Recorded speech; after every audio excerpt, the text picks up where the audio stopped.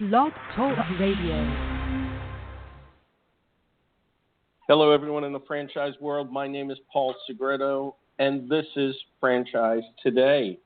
It is Wednesday, June 28, 2016, and I am pleased to announce I am joined by my co-host who's been missing in action from the show the last 2 weeks, the infamous Stan Friedman. Hey, Paul. Good to be back, man. This has really been a crazy beginning to the fall silly season, as we like to call our travel season in this time of year in franchising. But this year has just seemed like almost not even back-to-back, but things overlaying one another. And I don't think I've spent about 3 nights in my own bed since the end of August. Wow, I know you were up in Buffalo at the big Wing Fest. You've been the National in Buffalo. D.C. Yeah, you've been in D.C. You've been in Philly at the Springboard Conference. This week, of course, you're in Atlanta, where your hometown, but you'll be staying at a hotel during the Leadership and Development Conference. Next week, we're in Denver. Yeah, it's a busy schedule for you, that's for sure. I'd love to thank Gary Gardner and Therese Tilgen for this week reprise.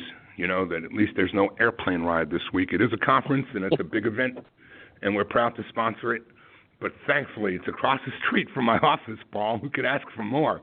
I don't think you'd ask for more unless you were trying to get out of town. Yeah. So, yeah, it's been an exciting time, though. And, you know, Springboard last week, wow, what an event. I mean, if you can do anything more than tip your hat to Brad Fishman and to Lane Fisher and to Entrepreneur Magazine for the work that they've done to evolve and morph that conference into a major and important event for emerging franchisors, bigger than I've ever seen it, and just an incredible turnout. What a great location. Facility was great. The weather was incredible. It almost felt like Atlanta instead of Philly. But it was a great event, and it just continues to grow. And more franchisors that one might not even consider to be emerging are participating and becoming part of that event. So, you know, emerging became a moving target. There were people in the room that had up to or close to 100 units that were still defining themselves as emerging brands. So it's an interesting perception versus reality, I guess, moment to define what emerging is. But I'll guarantee one thing. Nobody left that conference without some take-home value and some incredible nuggets that they're going to be implementing into their businesses as soon as they get back to home base. That conference was I heard that event was just phenomenal. I was scheduled to go, and last minute, because of some things that had been taking place, I had to cancel, and it's the first one I've missed, and I really regretted missing it. But as we know, we get busy doing things, and of course, other things pop onto the screen that needed my attention. Well, and one of those things that popped on your screen, Paul, is something that anyone who's gotten an email from you in the last little bit might have noticed a bit of an adjustment to the signature line. Want to talk about that? Yep. I've been working with Franchise Brokers Association on and off for the last 4 or 5 years, really with a goal and objective of really taking the brokerage profession and franchising to a different level, kind of parallel it to, you know, real estate, insurance, financial services, brokers, and really make it a profession that, you know, people can really, really be proud of. And, of course, a lot of that, you know, has to do with technology and education, a lot of great things that have been going on at the FBA. I was introduced to their board recently. I became a member of their board and almost simultaneously was offered the position of president of the FBA, along with forming a strategic partnership between the FBA and my company, Franchise Foundry. So this all came about literally 5 or 6 days before Springboard. So as you can imagine, last week was a whirlwind for me, my first week at the helm. And, of course, now we're also preparing Foundry, going to Franchise Expo West with some of our emerging clients. So it's been a busy time, and certainly thank you for mentioning that I did have something going on. Well, it's just, I saw you at, I can't remember how many years ago it was. In fact, I think you were there with a raging fever one year, where you actually, where you spoke at that conference, just running on vapors. So your relationship with that association isn't anything new, but the title certainly is, and best of everything in bringing some leadership and some directional insight and strategy to that organization's future growth and to the network itself. Kudos to you. Thank you. I appreciate it. Hey, a couple of other quick things, front of the house. Not a lot today, but two things that kind of made me smile a little bit, Paul, because they're both something other than what I usually associate with the world of franchising that we live in. But we always say that franchising is not a black and white industry or business model. I shouldn't say industry, but it's not a business model that just lives in black and white. It's all about not even grays, but shades of gray, in that we're in the relationship business. And two things kind of jumped off the page in the Franchise Smart Brief this week. One was an article about practicing cognitive empathy and how it can make for a better workplace. And it's all about somebody who I'm anxious to have a conversation with and learn more, a lady named Elizabeth Borges. And what the Smart Brief piece talked about was how to encourage cognitive empathy as one of the best ways to create a work environment in which people who have different experiences can all be successful, according to Elizabeth Borges, head of the women's leadership at Everwise. Rather than being guided solely by our unconscious instincts, we can be intentional about how we treat one another, particularly in the workplace. Well, in today's polarized world, franchising or otherwise, I want to know more about that, Paul, and maybe Elizabeth becomes a future guest for us, but I'm certainly going to reach out to her to learn more. I think that would be great. The other thing that caught my eye was right in that same issue of Smart Brief, and it talked about how to make a better plan with mind maps. Mind maps employ nonlinear thinking to clearly define themes, subcategories, and ideas in an organized fashion, according to Mark Ellis, rather than ending up with a notepad full of these ideas, line after line. A mind map can help you organize them into something meaningful and ultimately engaging. This comes from Mark Ellis at leadchangegroup.com, someone else that I plan to reach out to and learn more. A little bit of metaphysics here in franchising this week, Paul. We're reaching to the right side of the brain. Love it. I think you're getting a little deep on me, and I like it. I think it's great. We need to have some deeper thought on things, especially if there are ways to help everyone in franchising. And I look forward to you bringing two of those guests onto the show. I think they would be a nice change to the show. There you go. So before you introduce today's guest, Paul, just take a deep breath, close your eyes, put your thumb and your forefinger together, your index finger, and give me an om. All right, take it away. That was good. I was thinking about that because I had a lengthy conversation with a dear mutual friend of ours last night, Sherry Christopher, and we were doing exactly that. So that's why I was really chuckling. Today's show is about maximizing profitability with power, processes, and systems. Say that 3 times real fast. The moment is now. We are at the point where you won't miss us quickly sailing past our competitors.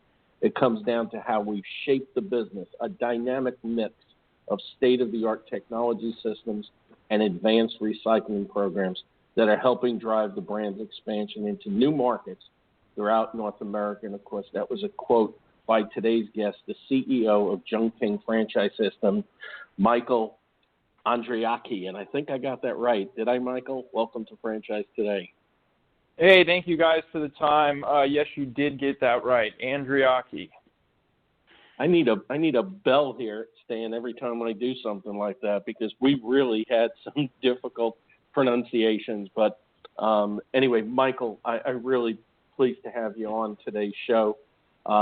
Seems like all the information we've been receiving from All Points Public Relations, a very, very dear friend of the show, along with some other public relations firms that help us bring on guests just like yourself that often are below our radar, and looking through and seeing what the growth has been, and we'll give you an opportunity to talk about that. We're really pleased to have you on today's show. That was an interesting quote, and there's not a lot of quotes out there from you. You seem to be a little bit on the quiet side, so it makes me wonder, how you got into franchising and to the point where you're at today. Well, we actually, I do, if you know me really well, I'm not quiet at all. I'm actually very outgoing and have a lot of energy. One of my mentors many years ago, we sold our 7th franchise, or awarded our 7th franchise, and I went on Facebook and said, hey, 7th franchise, and one of my mentors kind of pinged me and said, hey, it's great to have success. It's great to do those things, but try to stay humble in that process. So, I took that to heart, and although I have many quotes and I'm very outgoing and have a lot to say in our internal network, I don't try to make myself out there too much in the public eye. That said, I'd love to have the Junk King name out there as much as possible, obviously.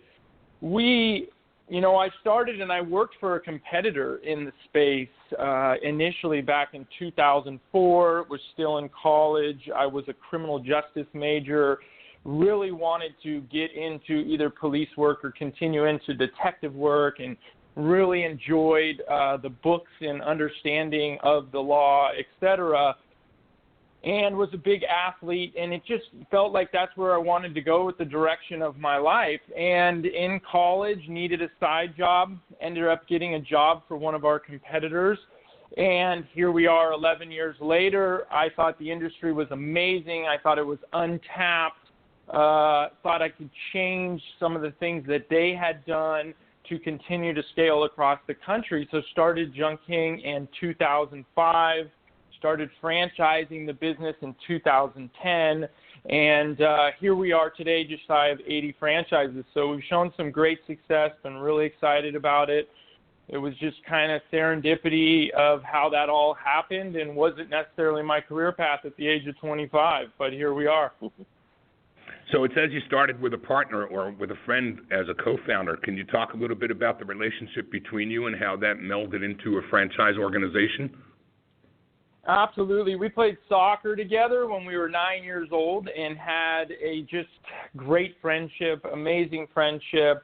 Our personalities were the same. That was one of the challenges that we had early on in the business, is that we had the same skill set. Sometimes when you go into business and if you have a partner, you would like them to have maybe a little bit different skill set than you so that you guys can divide and conquer. But we were able to work through that. And we were actually roommates at the time when I was working for this now competitor, and I was coming home saying, wow, this is a great opportunity. One thing led to the next. Both aggressive individuals are competitive, sales-oriented, network-oriented, and so launching the business just seemed like something that we wanted to do. And from the beginning, had the aspirations of wanting to franchise the business, and that's because the competitor or the company I was working for had already done that. So if they can do it, why can't we, was kind of the thought process. So it was never to go in and say, okay, let's have 1 truck or 5 trucks locally. It was how fast can we franchise the business? What kind of foundation do we need to create internally to be able to do that? And, you set goals and you reach them. And that's where we are. So you started with your theory of we can do this, and even though we're like-minded and we don't necessarily have different skill sets, we know each other well enough and we respect each other well enough and have each other's back enough to make a go of this. What were those early years between 2005 and when franchising began like, and at what point in the early years did you realize that this could be scalable enough to actually become a franchise business? Well, the early years were exciting. We both worked on our first truck together, the two of us every day. It was a lot of fun because we were able to talk about the business consistently as we were working together 8-10 hours a day on the trucks, loading jobs. Really quickly, we ended up with a second truck, which separated us a bit. He ran one, I ran the other. We were just really good at building relationships with those in the community, with our customers, whether it's a realtor, a property manager, contractor. We did that really well. I remember early on, and we kind of laugh about it, that we hired somebody to help us with administrative work, QuickBook data entry, things like that. And I remember giving them a stack of invoices for about 6 months. Can you put these in that system called QuickBooks? And we really just didn't understand the financial piece of the business, which is funny as you go into business. Obviously now I know that stuff inside and out, but then we were just saying, okay, we're gaining customers, we're acquiring customers, with bank accounts going up, that must be a good thing. And people are talking about us all over town. So those were the positives of the business, operationally, sales, this and that. Marketing, we struggled a little bit. We didn't have a Google AdWords campaign until about 2 years into our business. Our website was not good at all, and we tried different firms to improve our website and try to get traffic through. At that point was the online efforts were still kind of in their infant stage. From a franchise job customer acquisition perspective, today it's without a doubt the leader in how we get our jobs is online. Anyway, but we struggled there. We struggled from a financial piece. So those were or accounting, those were some of the things that we needed to implement. And I remember early on with some of our mentors is if you don't know how to do something, you hire people to do it for you. And we were able to really just set the ego aside, get people involved in our business, and empower them to do what they do. I think that if you work in our office, you know that I put you in charge of a task, a responsibility, a department.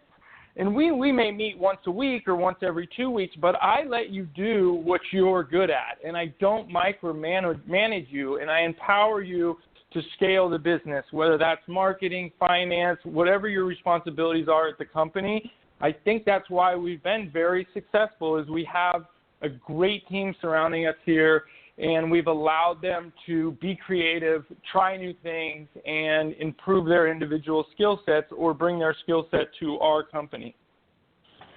So just a quick follow-up as we talk about the early years of the company prior to franchising, and as you started to establish these tools and systems and ways of doing business and going to the marketplace, getting your marketing in line,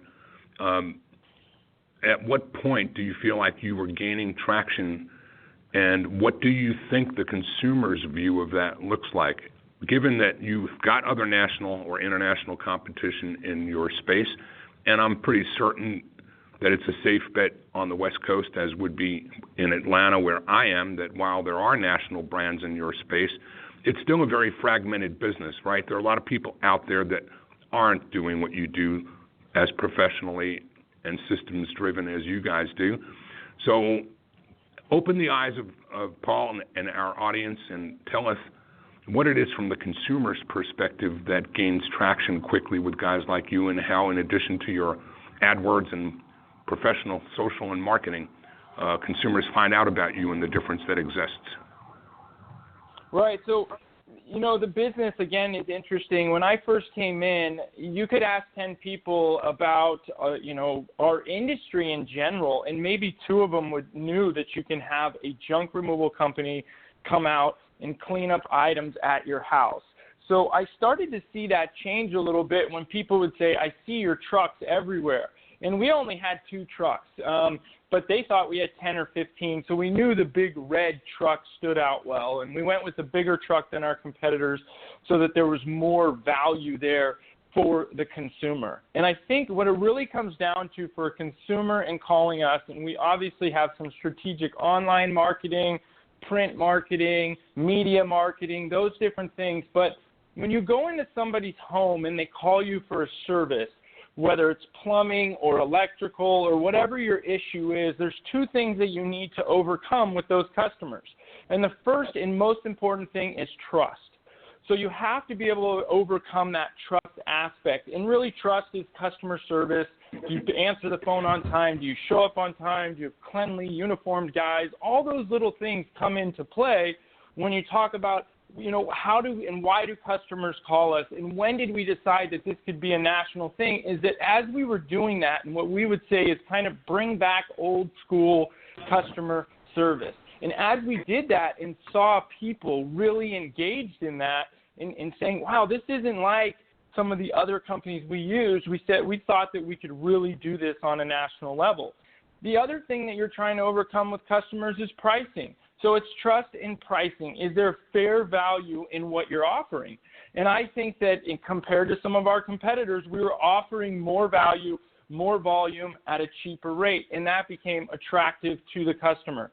That said, you still had to get people aware of our industry as a whole. And to do that, we did a lot of community involvement. And that was the beauty of it. If you're in San Francisco, California, the peninsula where we live, which is, a bigger metro across the country, and people don't know who we are, then you certainly would think the rest of the country has that same problem. They have that same understanding as, what do I do when I want to clean out my house? I have stuff on the side yard, construction, property managers, realtors. Well, we said if this is an issue here locally, it must be nationally. Our competitor was already national and had zero competition nationally, so we thought we should absolutely do this. Now, the other piece to that is once you have the customer's trust in pricing, there's three things they want to know. Pricing again, what are you doing with these items? Are you recycling them? And time becomes very sensitive for the customer. So if we could tackle those things and do them really well, we felt like we were having unbelievable customer service, bringing it back to where customer service used to be, with a handshake meant everything, and be able to scale it nationally. I don't know if that answers your question. I know I'm kind of back and forth with it here, but I think that's what really pushed us to say we should do this on a national level. We have a great opportunity here. It's changed our lives, and really wanted to help other individuals change their life, start their own company, scale it, be able to have the success that we were having, as well as, hey, let's have the consumers free up more of their time, recycle more with these items. If you're cleaning out your garage, you're going to load everything in the back of a pickup truck and take it to one place.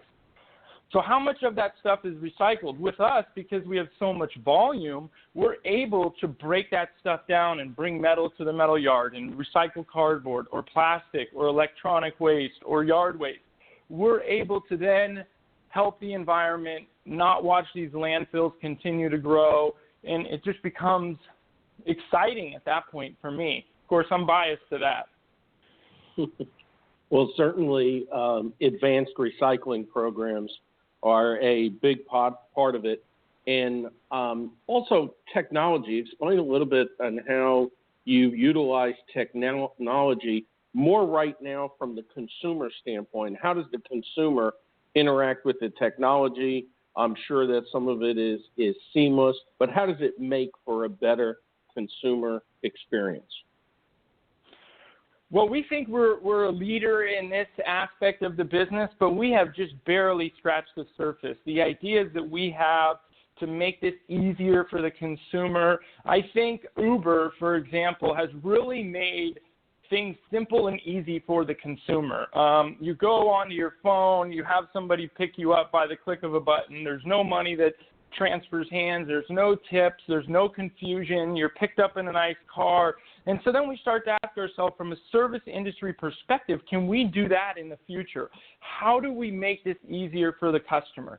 We've done little things like customers can send us a photo and we can give them a quote via text message. I know that sounds like something very simple, but that's obviously not happening in the industry. Customers can go book jobs online real time, and we will be at their house same-day services. We have GPS functionality and integration into our system, so we want to integrate that with the customers. We have a really robust internal software base that we call the NetWare that we created internally for us to manage our franchises, our customers, and all those things. But I think without the customer knowing it, that software system is really benefiting them because it's easier for them to schedule. It helps us to show up on time. It helps us to manage our guys, their customer service. So in some roundabout way, that software system is not necessarily in the consumer's hands, but is allowing us to be a better, stronger, more efficient company. As far as scheduling and things like that, when I first opened in 2005, you had to pick up the phone and call us. It would ring to our cell phone. We would pick up the phone and book jobs. Well, now we can book jobs through chat functionality, through text message, through email, photos sent to us, obviously through our call center, which is open 363 days of the year, 15 hours a day. So we want to make this very simple for the consumer to pick up the phone, email us, text us, and have a job on the schedule picked up and hauled away in 24 hours. So, we hear a lot in franchising nowadays about the consumer experience. It's gone from customer service to customer experience and positively memorable experiences. And of course, we know there are companies out there that do it to certain levels because it's fairly new, so to speak. And one of the big things in franchising as well as business in general, to measure that is the Net Promoter Score. And I had read that Jung King maintains the highest Net Promoter Score for any service business in North America. Would you care to elaborate on that? Yeah, we're really proud of this number. We have a Net Promoter Score of 89%. We actually have a 41% response rate, so 4.1 people out of 10 will actually take the time to follow up on our review system or platform to tell us how we did. What did our guys do? And the beauty of this system is that we can track it to the individual driver. So we know every driver has their own NPS score, which then obviously gets our system score. And we're just really, really proud of this number. Initially, when it happened, we just didn't have a huge sample size. So when we were at 90%, 89, 88%, I thought, well, when we end up having 1,000 customers on here, that is certainly going to drop because customers and companies around in the company we use to track this, which is third party, which I think is very important, have said, well, a 65 is a really strong score. So when we were at 89%, sorry for the terrible analogy, but it was kind of like taking my first test in history. I got an A. You think you're going to get an A in the class, but you still have 3 or 4 more tests coming along here that you have to continue that, which wasn't my strong suit. Anyhow, I thought this small sample size is early on. It's like getting an A on the first test here. You still got a bunch more to go, and is this going to continue on? Well, here we are 3-4 years later. We've had 100,000 customers plus go in and review our business, and we're still at an 89% NPS score. And that's our average. So we have some franchises that are in the high to mid 90s, which is, it's kind of hard to fathom. I've been to networking events and talked to other companies, and we've talked about NPS score, and they were really proud that they just got this big award because their company was at a 69% NPS. And so, wow, that's really good. We do NPS as well. Well, what's your score? And I tell them, and they just can't believe it. So a lot of our training here at corporate is customer service. Who are you without a customer? Our system is based on return referral customers. What does that mean? That means you have to treat customers fair, pricing, trust, all those things come into play. And I think one of the quotes that I love to kind of throw out there and works in every aspect of the business is win the war, not the battle. You're certainly going to have upset customers, and you want to fight that little battle with the customer, but is it really worth it? And so our mindset is, you know what? Let's just, we did this wrong, or let's send them a refund. Let's make this right with this individual customer. Even if we feel that we did nothing wrong, the customer is always right, and that's that old school customer service mentality, which we do throughout the country, and is why I think we have an 89% Net Promoter Score. Pretty amazing stuff. Hey, this is Franchise Today. I'm Stan Friedman along with Paul Segreto, and we're speaking today with Michael Andreachchi, co-founder and CEO of Junk King. Franchise Today is brought to you by the Franchise Foundry, with more than 30 years' experience bringing emerging brands to market with the kind of growth that comes with experience, healthy, sustainable growth. The Franchise Foundry provides their clients with both coaching and consulting, a hybrid approach. This fosters more effective solutions for their clients and their franchisees.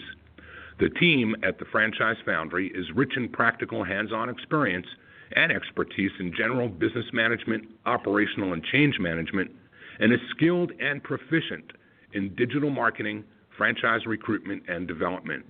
Let them also assist you with creating roadmaps for potential mergers and acquisitions and with guidance needed to navigate those courses should they be of interest to you. Learn more about Paul Segreto and the Franchise Foundry, along with their expanding list of clients at www.franchisefoundry.com. Franchise Today also brought to you by FRM Solutions, offering best-in-class CRM and document management software designed specifically for franchising. Does your CRM do everything that you need it to do to manage communications and relationships with your prospective and existing franchisees? Does it track all your emails received and sent by the home office teams to prospective and existing franchisees? And does it track text messaging as well? Well, it does when you use FRM. Are you benefiting from the latest version of your CRM software, or are you still waiting in queue for expensive upgrades to a long outdated system? Maybe it's time to call FRM Solutions. With FRM, your system gets updated each year, and those updates are absolutely free. So you're always operating in the latest, greatest version of the platform. And access to FRM couldn't be made any easier from the cloud or directly from within your Outlook inbox. Struggle no more. Get down to earth with practical solutions that require no long-term contracts, no long waits for expensive upgrades, and oh, did I mention, you can even track text messaging with FRM. FRM provides everything you want and need and more from CRM and document management tools. No excuses, just solutions.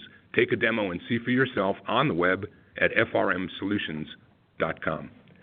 Hey, Michael, we've talked a lot about the foundational things. I'm really wanting to tear into the franchise side of your business and understand when it was that you got that aha moment that said, I've got proof of concept now. We've done enough locations, or we've done them in enough places, and that you kind of had the change in understanding that building a business as an operator and scaling one as a franchisor are different disciplines. Can you talk a little bit about that epiphany for you and how that came about?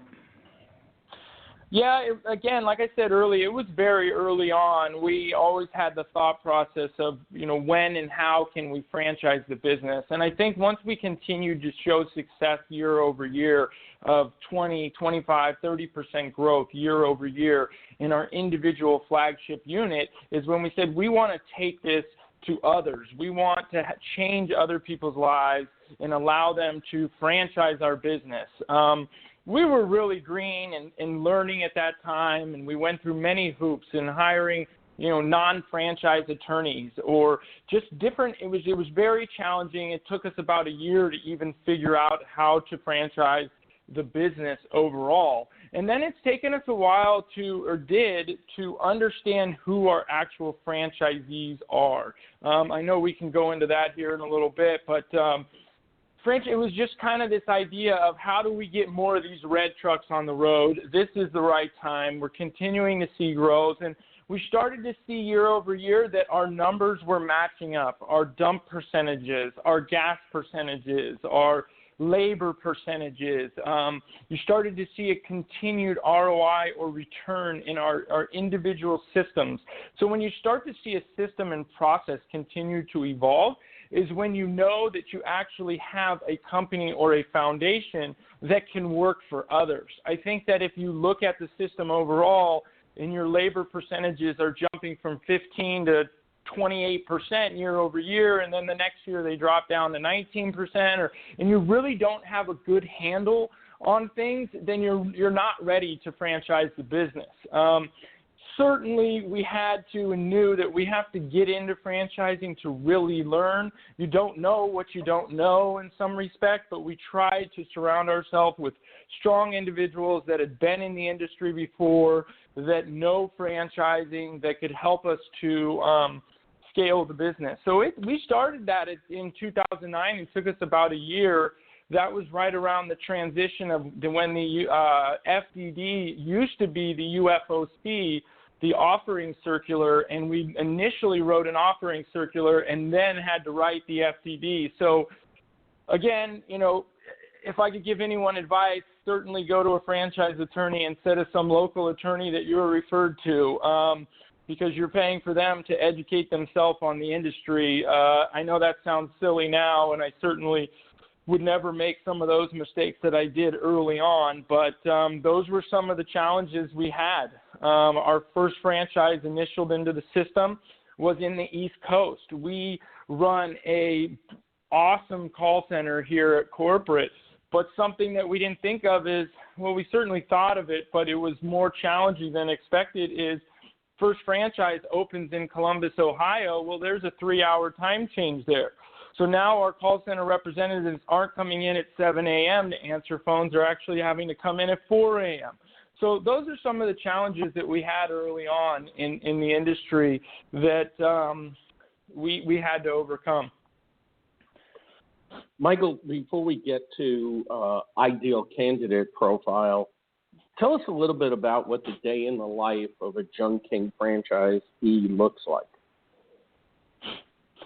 Well, I think the initial perspective with prospects or candidates is that it's more of an operational business, that you have to be out on the trucks and loading trucks, and you certainly save some money there on labor costs and dump fees and efficiencies, and you'll have great customer service because you're the owner, you're out there talking to those customers versus hiring someone to do that.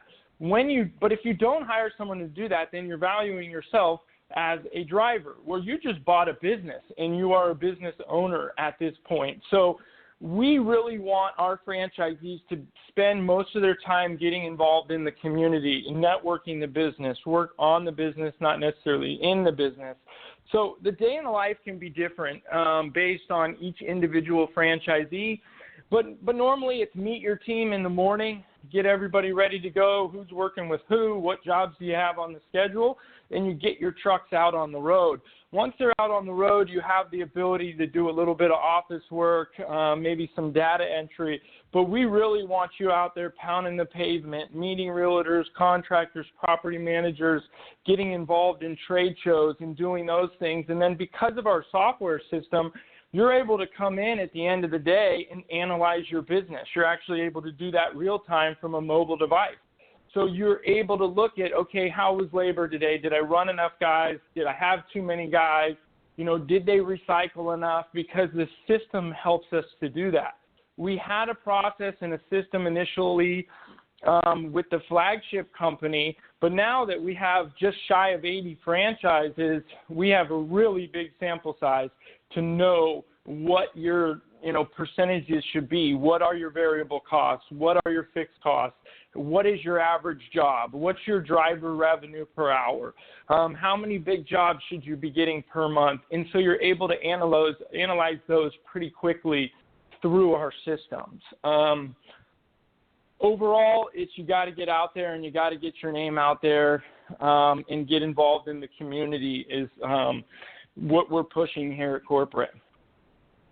So the franchisee basically is the face of the franchise in their local market.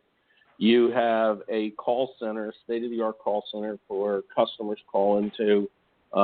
You're using AdWords and some other mechanisms to drive consumer awareness as well as attracting them to the business when there's a need. And I imagine that, pricing varies tremendously. At what point and how is pricing determined for a consumer that just calls up and says, I need a garage emptied out? Well, there's a little bit of a variable there. So it all depends on the driver that shows up. It depends on the load. So we We charge on the volume your items consume in our trucks. Our trucks are 18 cubic yards. They're 12 by 8 by 5. So what happens is a consumer calls us, we show up to their house, they show us all the items that they have.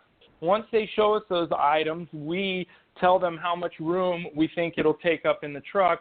Based on the volume, call it a half a truck, a quarter of a truck, we'll give that customer a price. We like to take in consideration if there's recyclables there. Is this job on the 5th floor or in the basement? But we really just charge on volume. So it can be a little bit different. You and I could look at a pile and probably be off by, the difference between half a truck and 5/8 of a truck. And it's really just, hey, let's make the consumer happy here. If we load it in the truck and it ends up being more or less than we expected, then let's adjust the price. But you end up getting really good at looking at a pile and determining how much room it's going to take up in our trucks. And it's making that customer happy. What expectation did they have initially? How far apart are we on that price?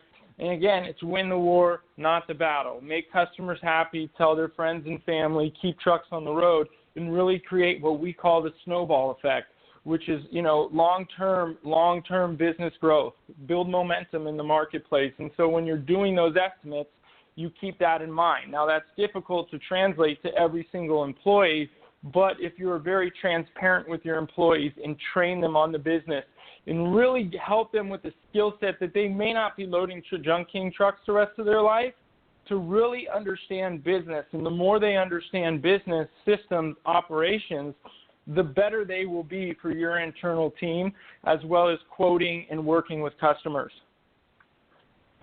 So team builders, people who have people skills, clearly are going to be successful, or attributes of successful franchisees in this business. What else do you look for, and how do you mitigate against people who think they understand that this is a business they want to be in versus you knowing that they are? What do you do? What is your process for selection, and how do you do as much as you can, because it is art and science. You're never going to be bulletproof, but how do you flesh out those that don't really understand the business or what it takes from your perspective, and mitigate against failure in your concept? Well, yeah, just a quick story on that is I started the business at 25 years old and was loading trucks, and initially we thought that's who our franchise was, young individuals who are willing to get out there and load trucks and et cetera. And we found out really quickly that that's not who our franchisee was. Our franchisees are people with business experience, management experience, sales backgrounds. And the one thing that I like to look at with a prospective franchisee or candidate, which is sometimes difficult to put your finger on, but it's very simple, is do people want to do business with you? And will your employees want to help you to grow your business? And you can learn that pretty early on in having conversations with people, or when they come out to Discovery Day. It's when they go out and do a presentation, do they leave that presentation and the individuals in the audience listening say, hey, I like that Mike, and I want to give his company a try. I want to see what they're all about. At the same time, do your employees come to work and want to help you to build your business? And to them, it's not just showing up for a job. So you really have to put your finger on that. You also want to look at, is this candidate buying themselves a job, right? You don't want people that are buying themselves a job, because it's not just a job. You don't show up from 8 to 5, clock in and clock out when you own your own business. As any business owner knows, you could work 70, 80 hours a week. Whatever it ends up taking, if that's taking out the garbage, well, no pun intended, but you have to do every aspect of the business, from turning the lights on to turning the lights off. And if people are buying themselves a job, they're not accustomed to those type of things. So we have a pretty intense process to work through our prospective candidates. They talk to 5 or 6 individuals at our corporate office, whether that's finance, marketing, accounting. We do our software and mapping calls. And in all that communication, you really start to understand what an individual is all about. And that helps you to determine whether they'll be a good franchisee or not. And then, of course, the discovery day is really important.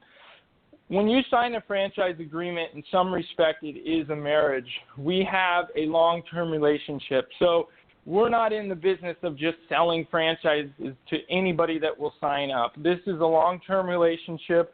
Our brand is really important to us, and we want it to work. So Discovery Day becomes really important when they come out to the corporate office and we kind of figure out whether we'll do well together over the next 10, 15, 20 years.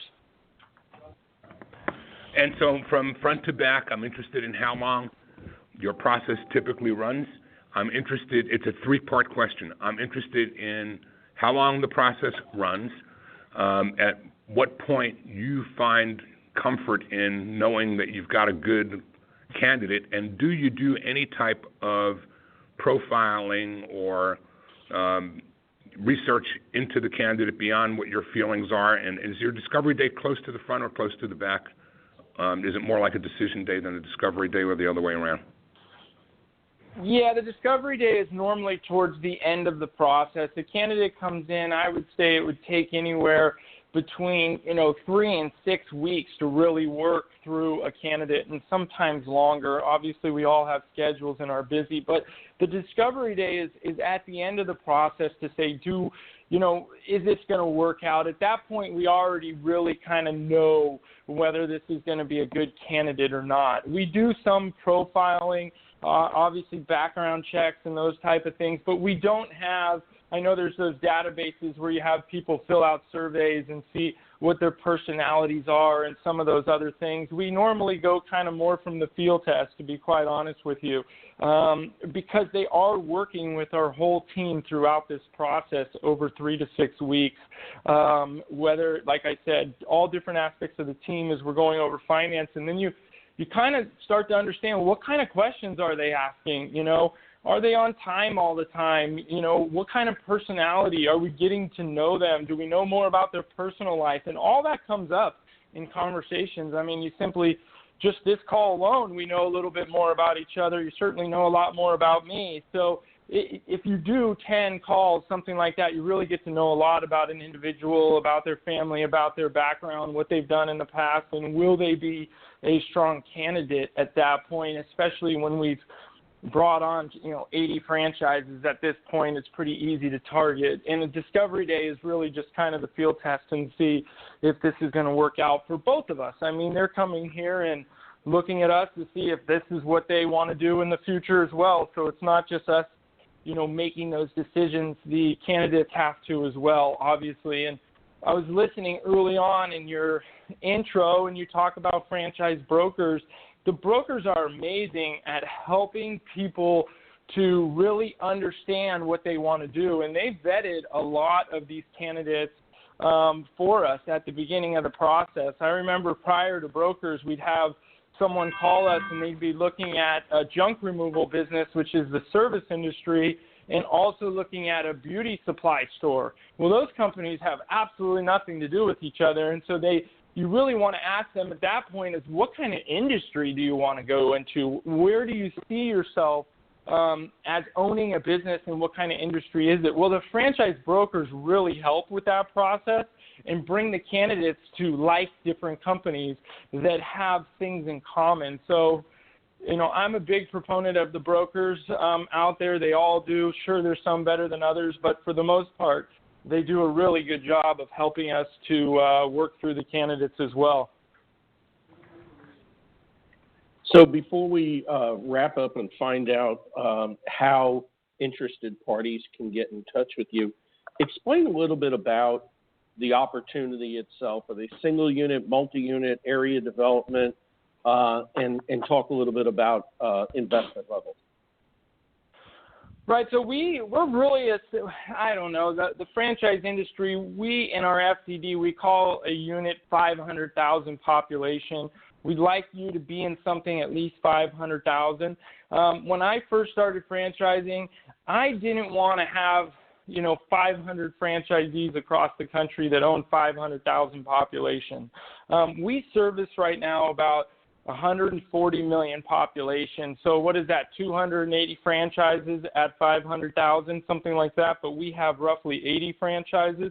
Some of them service territory that they didn't initially purchase at this point, but they're kind of neighboring zip codes, and we allow them to go out and do jobs as long as they're not in competition with a neighboring Junk King franchise. So we wanted individuals to have big populations and lots of scale. The beauty of Junk King is it's easier to scale our business compared to other businesses. If you're in the retail industry, for example, let's say you've maxed out a little bit and you feel like your store is reaching a revenue goal continually after 1 month after the next, you keep hitting those goals. Well, how do you change that? What you do is you open another store. What does that investment look like? To sign another lease, to hire more employees, to do all those things. With Junk King, the beauty is you just add trucks. You add a truck, you make a down payment on a truck, you have an expense of $1,500 a month to pay that truck off, and that truck can go out and generate $25,000, $30,000 in revenue. So that's kind of the beauty of it at that point. But we really wanted our franchisees to have big opportunity, big populations. And so we've been able to do that across the country, and we have a mapping software that we use to figure out territories and those things. Any item 19 that you can talk about before we wrap up? Yeah, absolutely. We have our earnings claims in the item 19. They're really strong, show system averages. The corporate-owned unit, which this year my corporate-owned unit is in our 11th year of business, and we're about going to see somewhere between 20 and 25% growth in our 11th year of business. System-wide, we're just over 50% year-over-year growth. Franchisees that were in our system last year are just over 35% year-over-year growth. So we're seeing every year franchisees able to scale their businesses, and that's because they're able to add trucks to the system and able to service more. The more trucks you have, the faster you're able to get to jobs, the more visibility you have. So we're really proud of our item 19, really strong numbers of the corporate-owned unit as well as the individual franchisees. It works you through really understanding our numbers from a fixed and variable cost overall. So we're excited about the margins that we have here. It's a great industry to be in. You meet a lot of great people, and we have a really strong franchise system. We're getting ready for our annual conference here in the next 2 or 3 weeks that we're going to do here at our corporate office, and we're seeing about 80% of our system that's going to show up to that conference. We haven't made it mandatory because when you make things mandatory, sometimes people don't necessarily want to be there, and so voluntarily we've had about 80% of our system show up, and we're probably going to, over the next week or so, see a few more sign up. So we're really excited about that. Really excited about our franchisees that are doubling our initial numbers. I think it took me 7 years to get to $1 million in revenue. We had a franchise or 2 franchises last week do it in their 4th year of business. So our systems have continued to grow overall, whether it's our marketing or our efficiencies with our operations, networking, and what we can do individually to help our franchisees scale and or what they can do to scale in their individual markets has been very strong for us. Michael, this hour has blown by, and literally your energy is contagious. I really feel your passion, which is, I've always said, is the next to money, the most important thing that a franchisor can bring to this business and this business model is passion, and you're certainly rich in that. I'm going to ask you, as you mentioned your conference, to help the audience learn where they may see you next. Are you participating in any expos upcoming or any events that would be industry-type events? And at the very least, let's share with the audience how they can get in touch with you and learn more about opportunities either to utilize your brand from the consumer level and, more importantly, we hope to learn more about how they can become richer in experience to learn about the brand itself as a possible opportunity for them as a franchisee. Yeah, when I was listening to the initial part of your segment there and the shows and all of that, you just get so busy entrenched in the business. As we initially went to a lot of those shows and got really involved in the franchise industry, and frankly, it's a small industry, and you really get to know people, and the last few years we've kind of fallen off trying to really grow our internal system, and it made myself say, hey, we got to get more involved in doing some of the shows and joining the IFA and getting out to the conference you guys were talking about this week. So I apologize. I have to look into that more to see where Junking's going to be as far as getting involved in more of the trade shows and things, but I think that's something that we need to do. Now, that said, we have done a great job of getting involved with the brokers. So any franchise broker out there should know how to get a hold of us and introduce you to our model. We have great relationships with the brokers. So this isn't a plug for the brokers, but if you can get out there and you're looking for a business, they're a great way to kind of vet through things. But if you want to call us directly, you could obviously reach us at our phone number, which is the number we use for consumers as well, is 888-888-JUNK. It's very easy to remember, 888-888-JUNK. JUNK is 5865. You can also get all our information on our website, which is www.junk-king.com. So that's junk-king, or instead of a dash, hyphen, .com, junk-king.com. There's a franchising tab there. It'll walk you through how to get in touch with us. And we are very, very prompt at getting back to you and getting you through the system, really start to understand our system. We use some software systems to really work through the candidates initially as well, which I didn't mention earlier, but depends on how engaged they are and moving on through our system. So, yeah, that's how you can reach us. Probably the easiest way is to pick up and call us. We have live reps answering the phone 15 hours a day. Awesome. Michael Andreachchi is CEO, co-founder of Junk King. Thanks for being our guest today and sharing so much with our audience, and we wish you all the best going forward in the future. Hey, thank you, guys.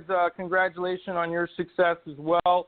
And I had an absolute blast. So if you want to do this again, talk about other topics, I'm all for it. Thank you for your time. Love it. Love it. Well, Stan, it's amazing. All these brands, emerging brands. You know, I go back to Aziz Hashim's comment on our show a couple of weeks ago when he said he got information from FranData that an emerging brand is entering franchising at the clip of one a day. And, I mean, there's just so many more that are out there. And that's what this show is about. It's about really prepping those brands as they're coming in to learn about what other brands have done to create sensible and sustainable franchising. And Michael did a great job today in sharing some of his experiences.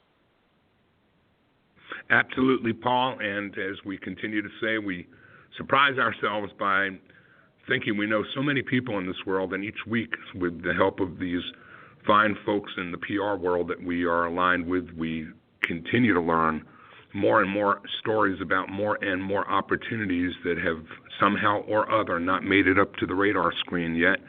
And I'm richer for the experience, and I certainly hope the audience is capturing some of that as well. I am too. Well, Stan, enjoy and have a great event at Franchise Leadership Development Conference right there in the great city of Buckhead, across the street from your office. Enjoy, please.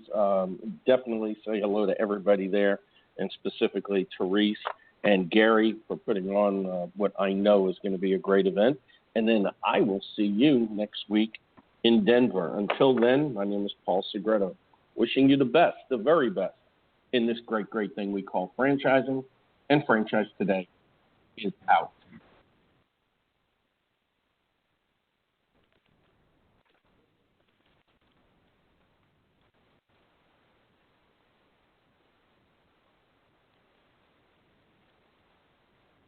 When it's PCS time, you know the drill. Pack, research the new base, get the kids in school, because family supports family. At American Public University, we support military families with flexible, affordable online education that moves with you. As a military spouse, your tuition rate is the same as your partner's, just $250 per credit hour. American Public University, education that moves with you. Learn more at apu.apus.edu/military.